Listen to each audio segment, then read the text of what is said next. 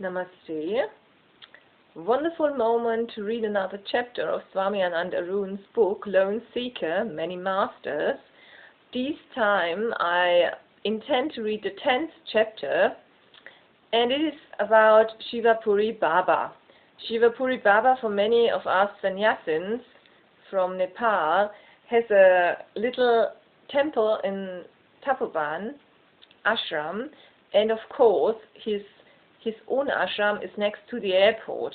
I have been there, and it's very beautiful and charged with a lot of beautiful energy of Shivapuri Baba. And I personally, me Deva Amrita, I have also a very deep connection through Arun to Shivapuri Baba. Yeah, because Arun loves him very much, and I went once to the ashram of Shivapuri Baba, and of course many times in Tapovan when I was living there, into the little Shivapuri Baba temple. And then also Shivapuri Baba, he appeared once or twice when I was flying back to Europe. He appeared to me, and I was waiting at the airport, and I had his appearance, and I felt his energy, and it was very beautiful to feel him, because his ashram is just next to the airport actually. Yeah. So it's a beautiful master, Shivapuri Baba, and he was very, very old when he died. So, Shivapuri Baba. Shivapuri Baba accepted the royal invitation of Queen Victoria and lived in the Buckingham Palace for 4 years and had 18 private meetings with the Queen, in which he received direct teachings on yoga. So this is a picture of Shivapuri Baba. He was very old when he died, actually. An unknown Indian mystic with deep penetrating eyes and a hypnotic presence arrived in Rome in the late 1800s. He had already traveled on foot through Afghanistan, Iran, Jerusalem and Turkey, and through the Balkans into Greece, before finally reaching the Italian capital. There he received an invitation from Queen Victoria herself to visit Buckingham Palace and stay there as a royal guest. Queen Victoria had developed an interest in Indian mysticism and wanted to explore its deeper realms. After hearing that a mystic of divine countenance had come to Europe, she wanted to meet the yogi and learn the nuances of this esoteric science from him. He accepted this royal invitation and lived in Buckingham Palace for 4 years, and had 18 private meetings with the Queen, in which she received direct teachings on yoga from him. Victoria had asked him not to leave England while she was alive, so he lived in the palace and became a spiritual guide and counselor. After the Queen left her body in 1901, the enlightened soul again continued his pilgrimage on foot. After spending 3 years in America, he went to Mexico and continued his journey on to South America, and then to New Zealand and Australia, and reached Japan in 1913.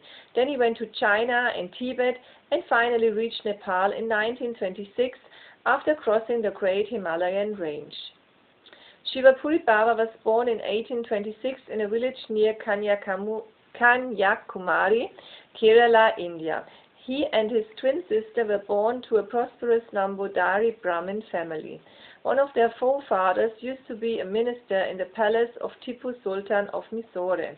Having lost their parents at a young age, the twins were raised by their grandparents Achyutam and his wife. Achyutam was a prominent astrologer who would study the stars from his bed on the patio of his house. Once Shivapuri Baba placed a 2-inch thick mattress on the bed and covered it with a bedsheet to make a more comfortable seat for his grandfather. Achyutam resumed his nightly routine of observing the stars and remarked, "How is it that the sky has come nearer today?" Everyone was stupefied by the remark. Achyutam was so intuitively adept in the astrological calculations that he could measure the difference of an inch with his naked eyes without the use of an advanced telescope. It is due to the contribution of adepts like Achyutam that Vedic astrology evolved to become a highly developed and accurate science. Achyutam had predicted that his wife would die of snakebite on a certain date. Of that night, Shivapuri Baba says, "My grandmother used to tell us all sorts of stories in the evening." One day after storytelling, she went and slept near a serpent knowingly. She knew she was going to die that way.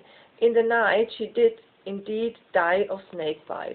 When Shivapuri Baba turned 18, his grandfather expressed his wish to hand over the domestic responsibilities to his grandson and leave as a renunciate to meditate in the forests of Amarkantak, the origin of the holy Narmada river. Hearing this, Shivapuri Baba handed over his property to his sister and went to Amarkantak with his grandfather. After 7 years of meditating in the forest, his grandfather died. Baba was only 25 years old. Before dying, the grandfather predicted that Baba would be enlightened in his life and made Baba promise that after enlightenment he would travel the world helping those in need of spiritual guidance. He also told Baba that no one had ever begged in their family and gave Baba a bag of precious stones to help take care of his expenses when he traveled to the West.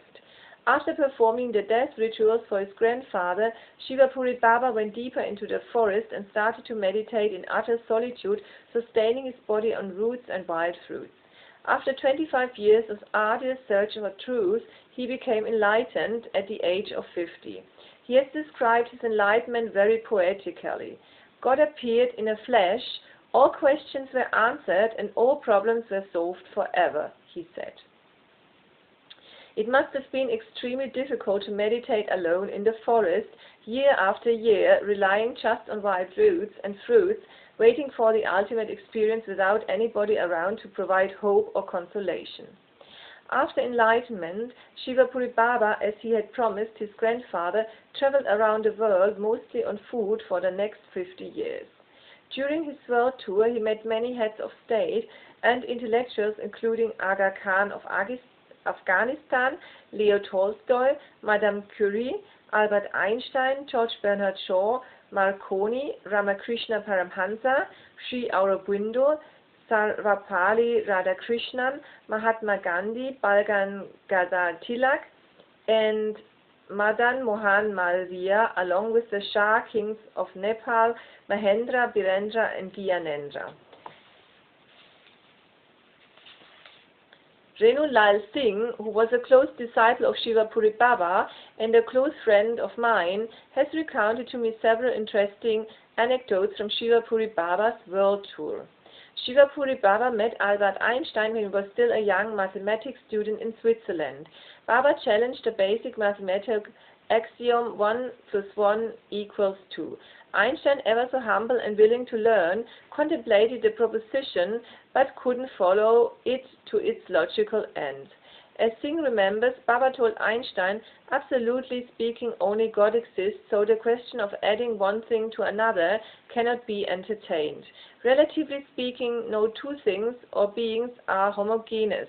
So to say 1 plus 1 equals 2 is convenient, definitely, but not correct. Yet another time, Shivapuri Baba was late for a meeting with George Bernard Shaw. When he eventually arrived, Shaw remarked with sarcasm, "I don't like Hindu yogis because you people have no respect for time." To which Baba replied rather calmly, "You Westerners are slaves of time, but we dwell in the realm of uncontaminated by the clutch of time and are hence beyond its bondage." Baba also spent a few days in Moscow with Leo Tolstoy. Singh told me how Tolstoy's housekeeper was overjoyed to learn Indian recipes from Baba. Completing his world tour, Baba eventually arrived in Nepal in 1926 at the ripe old age of 100. Shortly after, he went back to Benares in India. Madan Mohan Malviya was about to establish the Hindu University in Benares. Malviya was greatly impressed by Baba's wealth of knowledge and intellect and offered him the first vice-chancellor position in the university. Baba rejected the offer and instead donated 50,000 rupees to the university and then left for his hometown Kerala to inquire about the twin sister, the only surviving member of his family. After 70 years, the yogi had returned to his own home as a wandering sannyasin to find that his sisters had died a long time ago. Then he finalized a few family affairs and retired to the Shivapuri forest of Nepal. He lived on the Shivapuri hill for 37 years until he left his body at the age of 137. The saint became synonymous with the Shivapuri hill, earning him the name of Shivapuri Baba. Of all countries he visited, Shivapuri Baba loved Nepal the most. Renu Lal Singh told me how Baba loved watching the sun rise from the Shivapuri heights. Sometimes when the sky was clear, the sun would gradually rise like a glorious orange disk, spilling a translucent orange blanket over Mount Everest. Baba used to embark, with great pleasure, and compare the sight to seeing God himself. Shivapuri Baba always stayed away from social recognition and fame. While he was in Nepal, only a few people had the opportunity to meet him in person. When I was living with my master, Osho, at his ashram in Pune in 1974, he told me I should go back to Kathmandu and establish an ashram. He then advised me to visit the Shivapuri Baba Samadhi in Kathmandu and said that Baba would be my local guardian, and whenever I needed support, energy and inspiration, I should visit the Samadhi and I would receive it. I had grown up in Kathmandu, and many a time some unknown force would pull me to the Drupashtali forest, but I hadn't known anything about Shivapuri Baba until Osho told me about him. To my surprise, Osho even gave me the directions on how to reach there when he had never even visited Nepal before. He knew the intricate details of its location. He told me the ashram was behind the army barracks at the airport and was fenced with barbed wire. When I came to Kathmandu, I went to the Shivapuri Baba Samadhi Mandir in Drupashtali, a citadel near the Pashupatinath temple where Baba had spent his last days. To my surprise, I found it was exactly as Osho has described, and it seemed as if he had already been here. I experienced deep meditations at the Samadhi and felt the same bliss that I experienced when I was with Osho.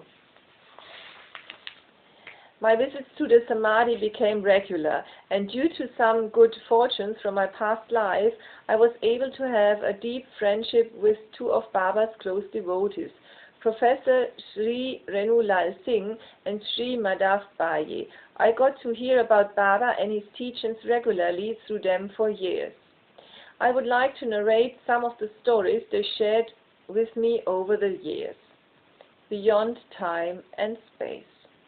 Once while living in the Shivapuri forest, Baba's rations ran out. Baba lit a fire and sat next to it to meditate and told Madhya Baye to get supplies before he closed his eyes and immersed himself in meditation. Madhav Baye went to the nearest market in Narayantan but couldn't go back to Baba's hut because he caught a severe bout of dysentery and was bedridden for a week. When he went back with the rations after a week, he found Baba's hut extremely quiet.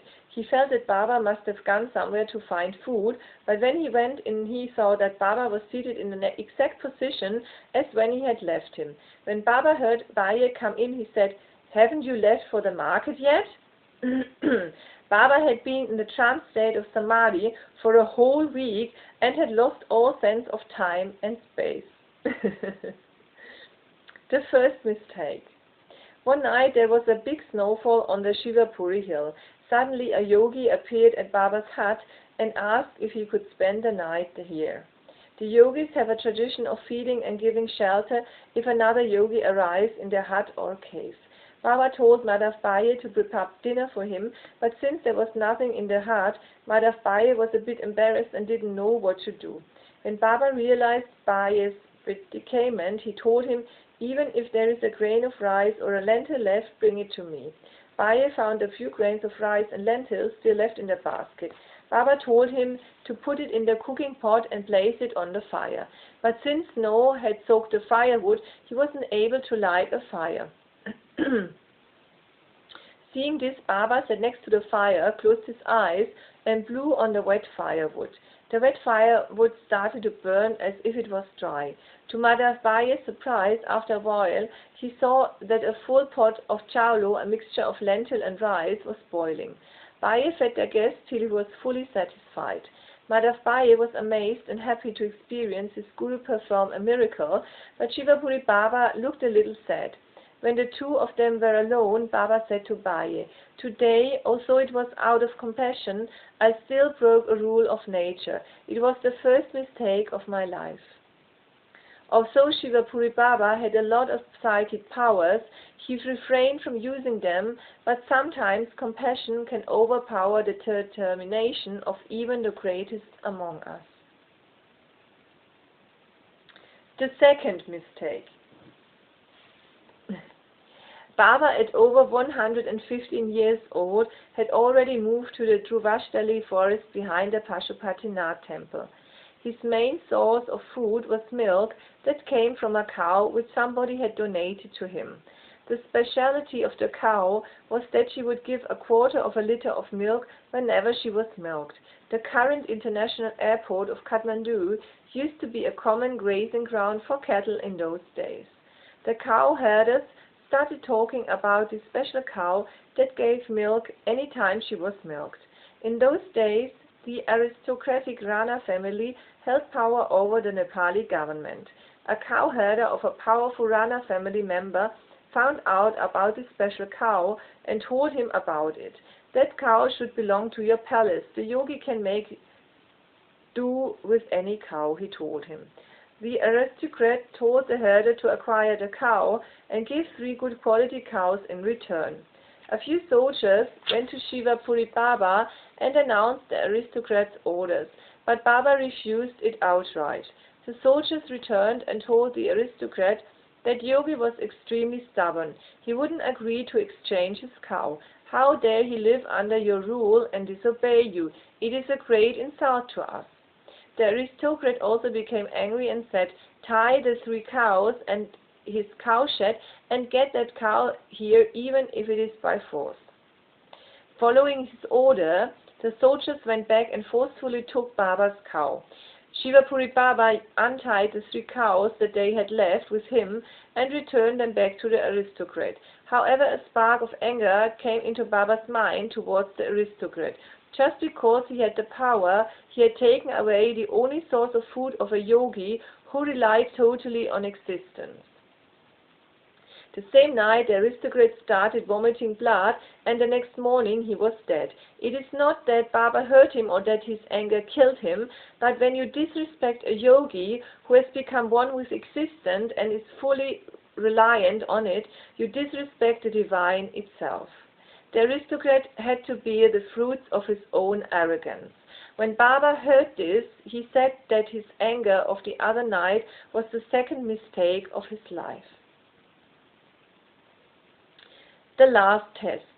Madhav Baye served Shivapuri Baba with utmost devotion throughout his life.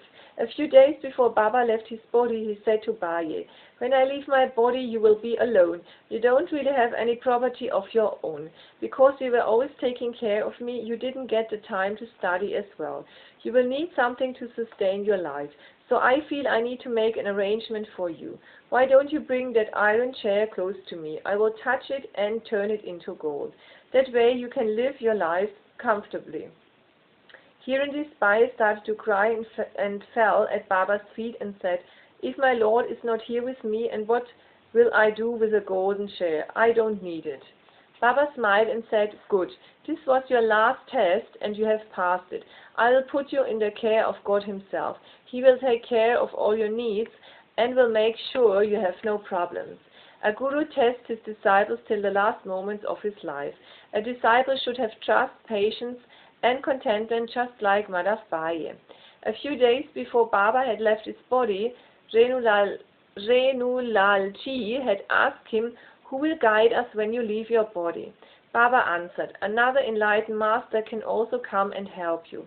And if you pray with total trust, I will come and guide you in your dreams." It has been more than 40 years since Baba left his body, but I have seen that even today trusting seekers receive personal guidance by Baba regularly. Departure of the great emperor.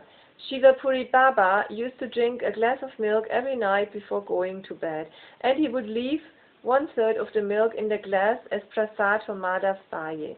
The night before Baba left his body, Baye brought him the glass of milk as usual. Baba drank his share and handed over the glass to Baye. Seeing that Baba looked extremely weak, Baye told him to drink all the milk. Baba smiled and said, "Shall I drink it all?" Baye answered, "Yes, drink it all." That night, Baba drank the full glass of milk. At midnight, Baba called Baye and told him to put a spoonful of water in his mouth. Baba swallowed the water and slept using his arm as a pillow as usual and said to Baye, "Son, live right life. Now I'm gone." Baba used to wake at 3 every morning, but since he was not out of bed even by 6, Madhav Baye checked on him then to find that the great emperor of a saint had already left his body and was free from the cycle of birth and death forever. Shivapuri Baba was born loving and he left his body in peace. But for those who have trust in him, even today his presence remains available and will remain until eternity. Osho remembered Shivapuri Baba with great respect. When he talked about the books he loved, he talked about The Long Pilgrimage, a book written by J.G. Bennett about Shivapuri Baba. In Osho's words, Shivapuri Baba is a rare flowering, and to find a person like him is either out of great luck or the result of tremendous search. Bennett was lucky. It was he who introduced Shivapuri Baba to the West. He also made George Gurdjieff well known to the world. The essence of Baba's teaching is what he calls right life. It has 2 parts, discrimination and devotion. He says that a seeker practicing right life needs to have physical, moral and spiritual discipline. To understand his teachings further, I request that you read The Long Pilgrimage by John G. Bennett, Right Life by Professor Renulal Singh, and Right Living by Dr. Jogendra Bhakta Shrestha. Famous sayings of Shivapuri Baba.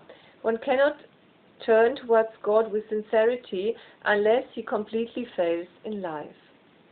The best place to live is the forest. Next to that is a palace. All other places are hell. Orthodox people don't like me because I live like a modern man, and modern people don't like me because I talk like an Orthodox man. Nobody accepts me because if they could understand me, they would understand God himself.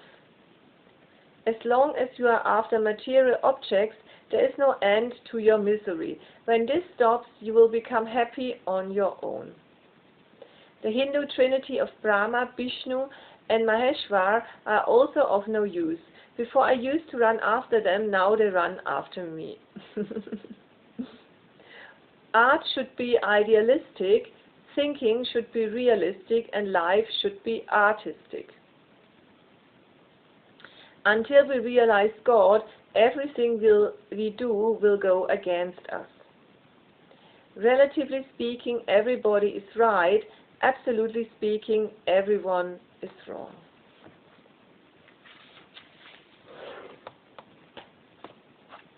So this is all about Shivapuri Baba, a wonderful, beautiful, enlightened being and master who is still guiding many of us disciples of Arun. Yeah. Sending you love and light, wishing you the best. Namaste. Bye-bye.